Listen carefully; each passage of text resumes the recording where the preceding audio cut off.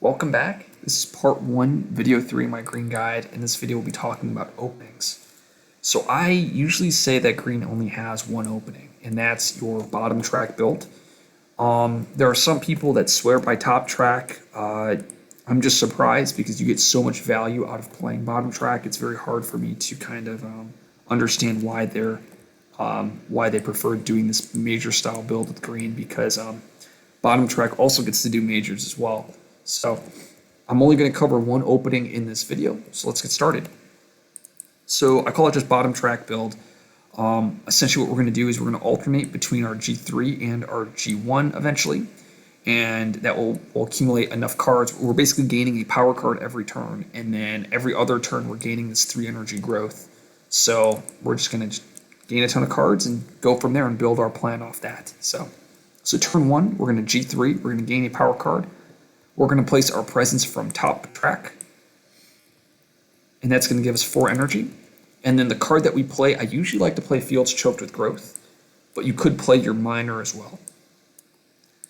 What does Fields Choked with Growth do? It does 3 things. First, if it's going to group up Dahan if we need Dahan to counterattack correctly. Option 2 is you use it to push out a town in a land that's ravaging. You would do this against some adversaries where a town plus an explorer is 4 damage. A good example would be like Russia or like Sweden, where you need to push that town out just to save the land because your defend 2 is not enough to stop the blight.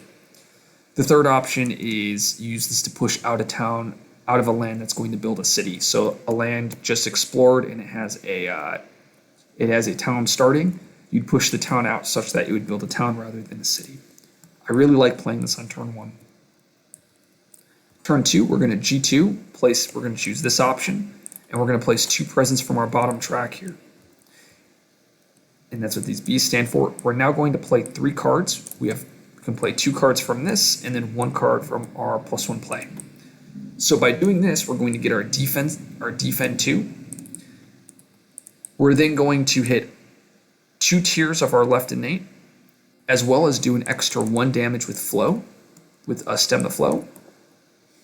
We then are going to give out support with Gift of Proliferation, and then we get to then do Overgrown the Knight, which allows us to place a presence from bottom track on the board, and that's what this third B stands for.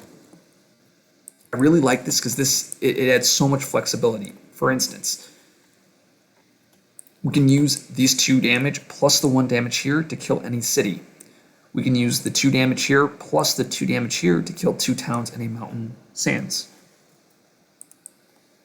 It also allows us to get that defense, so we can defend one of our lands if it's in one of those matchups. If it's in the non-Russia, non-Sweden matchup, and this sets us up such that next turn, when we turn 3, we're going to G1, grab a presence from bottom track here.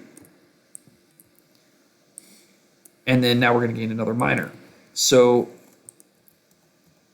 our hand is going to look like this. We're going to have 4 cards plus 2 miners, and we're going to have 3 card plays. And this is the key why I really like this opening, is because right now we're going to be able to play 3 cards on turn 3, and then next turn, so let's just say we play 3 random cards, sure, 3 random cards, and next turn we get to G4 again, we gain our energy up, and we'll have another minor card. And next turn, we'll be able to place 4 cards on turn 4. So you play 1 card turn 1, 3 cards turn 2 and 3, and then 4 cards turn 4, and you're just rolling at that point. And then eventually, turn 5, turn 6 is when I usually get a major on this spirit. Usually it's turn 5. You can actually grab one on turn 4. It just depends on the board state. The whole point of this build is to kind of rush towards 4 plays. Now there are some other builds, and the point of those builds is what they like to do is they get this plant early on, such that they can leverage this defend 4. And when you're growing on turn 3, when you G1, the cards you play, you like a typical build that I end up doing on turn 3 is so. You G1, you reclaim, you should have 2 miners here. I like playing Overgrow in the Knight So your tracks look like this. And then I like playing 2 water plants. So then when I use Overgrow in the night, I place the presence off from top track, giving me my other plant, so now I have a defend 4 on turn 3. And that's something to consider. Sometimes you may need that defend 4 on this specific turn. And then on turn 4, you just grab presence from bottom and you're in the same spot. You'll have 4 card plays, and this is how your tracks will look. So, trying to think if there's anything else to talk about when it comes to openings. Usually after turn 4, so like turn 4, we G3 again, turn 5, we'll G1. You're basically just going to alternate once again between G1 and G3. You need G3 to get a ton of energy. G1 is such that you enter that reclaim loop. Like in a perfect world, you could squeeze in G2s, but that's only if you can get energy support from somebody. It's just very challenging because in order to choose G2, you need to have a ton of energy, and this build doesn't really have that because you need energy from G3. And G2 also needs a lot of cards. And yes, you are gaining a lot of cards, but it's somewhat difficult because you also have to reclaim, because in order to make use of this, you basically need 9 cards in hand, right? So that concludes this video. In the next video, we'll be talking about green's board selections. See you then.